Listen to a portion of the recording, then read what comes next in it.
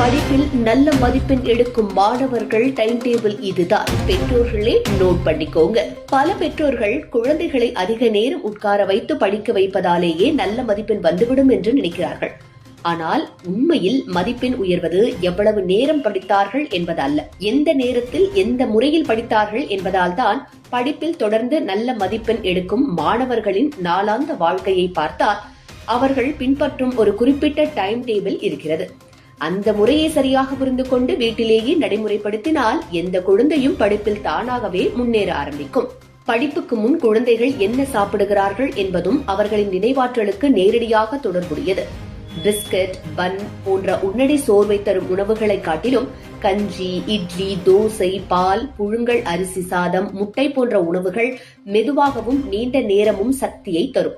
இதனால் குழந்தைகள் உட்கார்ந்து படிக்கும் போது சோர்வாகாமல் ஒரே விஷயத்தில் கவனம் செலுத்தும் திறன் இயல்பாகவே அதிகரிக்கிறது.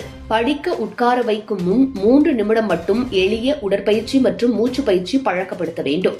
கழுத்தை மெதுவாக சுழற்றுவது, கைகளை மேலே தூக்கி நீட்டுவது, ஆழ்ந்த மூச்சை உள்ளே இழுத்து வெளியே விடுவது போன்ற இந்த சிறிய பயிற்சிகள் மூளையில் ஆக்சிஜன் ஓட்டத்தை அதிகப்படுத்துகின்றன.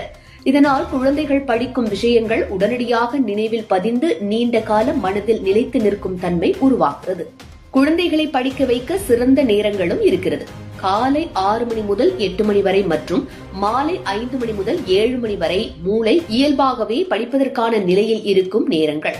இந்த நேரங்களில் படித்தால் மீண்டும் மீண்டும் சொல்லிக் கொடுக்க வேண்டிய அவசியம் குறைந்து ஒரே தடவை படித்தாலே அந்த விஷயங்கள் மனதில் ஆழமாக பதியும். படிக்கும் போது செய்யும் சில தவறுகள் குழந்தைகளின் நினைவாற்றலை மெதுவாக குறைக்க தொடங்கும்.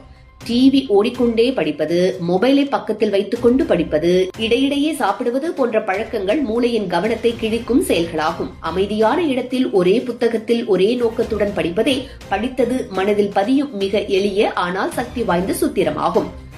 மாலை நேரத்தில் குழந்தைகள் சோர்வடையாமல் இருக்க சிற்றுண்டியும் சரியாக இருக்க வேண்டும். வேர்க்கடலை, சுண்டல், பழங்கள், உலர் திராட்சை, பால் போன்றவை மூளையின் நரம்பு செல்களுக்கு நேரடியாக சக்தி தருகின்றன. இதனால் மாலை படிப்பு நேரத்தில் தூக்கம் வராமல் குழந்தைகள் ஆர்வத்துடன் படிக்க முடியும். இரவு தூங்கும் முன் 2 நிமிடம் குழந்தையை அமைதியாக உட்கார வைத்து, இன்று நான் படித்தது எல்லாம் எனக்கு புரிந்திருக்கிறது, நாளை இன்னும் நன்றாக படிப்பேன் என்று மெதுவாக சொல்ல வைப்பது அவர்களின் மனதில் தன்னம்பிக்கையையும் நினைவாற்றலையும் ஒரே நேரத்தில் வலுப்படுத்துகிறது. இது வெறும் டைம் டேபிள் அல்ல, குழந்தையின் எதிர்காலத்தை அமைக்கும், நாள் முழுவதும் நினைவாற்றலை காட்டும் ஒரு வாழ்க்கை முறையாக மாறி படிப்பை சுமையிலிருந்து ஆர்வமாக மாற்றி மனதில் நிலைத்து நிற்க செய்கிறது.